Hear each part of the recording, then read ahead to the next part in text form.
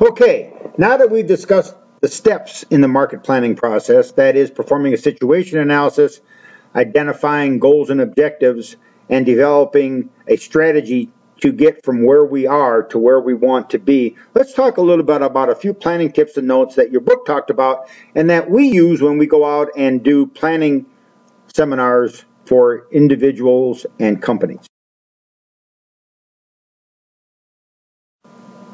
First off, understand that 90% of marketing managers engage in formal planning every year, and they spend an average of 45 days per year on that activity. If you understand that most people work about 220 days per year, that means that almost 20% of their time is tied up in planning activities. It's that important. A marketing plan is the written document containing the guidelines for the business unit's program of success. Most marketing plans are on a one-year time horizon. I personally believe in something called the rolling horizon marketing plan, which is developing a marketing plan that it looks out to the future for 3 years, but is renewed and updated every year. So every year we have a new marketing plan that looks out 3 years into the future. That's called a rolling horizon marketing plan. I'm a big believer in that sort of plan. Most marketing plans are 25 to 35 pages in length. Longer than that makes them too cumbersome and people won't read them. Shorter than that probably doesn't provide enough detail in terms of how we're going to accomplish our goals and objectives.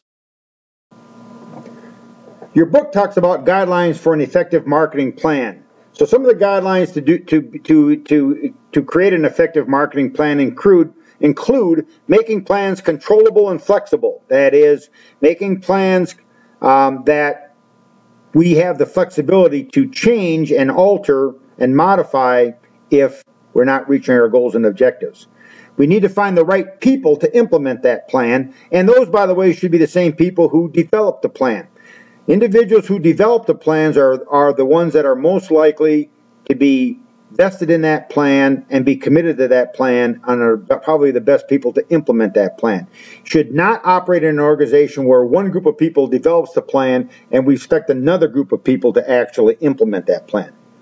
We should be working together towards consensus building. Not everyone is going to agree on every element that's in the plan, but at the end of the day, we need to have most of the people agreeing that this is the correct approach for us to use.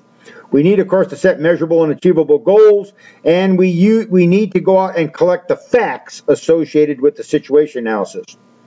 Use clear, simple, specific plans. That is, make our plan succinct and have a complete and feasible plan.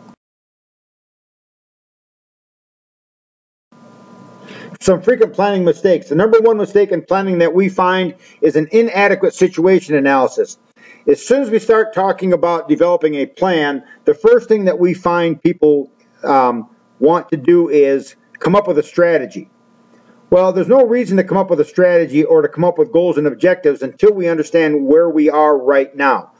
Many organizations don't want to do this. There are 3 reasons why individual organizations do not want to do a situation analysis. First, it's hard work. Second, they don't like to do it because it is a reality check. And then finally, organizations don't like to do a situation analysis because they don't like to admit where they are. It's sort of like someone getting ready to go on a diet. Well, at some point in time, you have to step on a scale if you're going to set goals and objectives for where you want your weight to be in the future.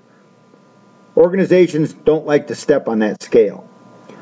The timeline might be too long or too short. You can't do planning in a very short window, and if you have too long a window, the problem is that you lose the momentum and the enthusiasm for doing the marketing plan. In some cases, we have too much information. In some cases, we have too little information. And of course, this is a little bit like the 3 bears story. We like that information to be just right. In some cases, we have to take out information that is interesting but simply not valuable for the planning process. Another frequent planning mistake is having the plan done by someone outside the organization. The planning process should be done by someone in-house. You might want to bring in some expertise, and we often are called in to help with a market planning operation because we really have a lot more experience in planning than the average organization does. But at the end of the day, it has to be the organization's plan. Sometimes there's too much structure and sometimes there's too little structure in a marketing plan, and of course, once again, this is like the Goldilocks principle. You really want to try to make it just right. Sometimes the plans are too long, sometimes they're too short. We talked about that before. Sometimes organizations want to do a plan every 5 or 6 years. Can't really do that. You need to be planning more frequently than that.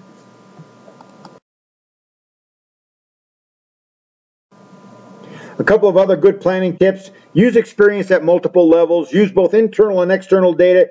Give yourself enough time and employ incentives to make the planning happen. All organizations will be better off if they use these good planning tips. Some of the benefits of a marketing plan, of course, is it defines the current business situation. It helps define strategies. It helps establish objectives.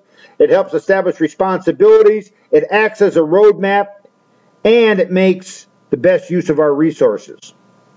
So think about the benefits of a marketing plan or even a career plan for yourself at this point in time.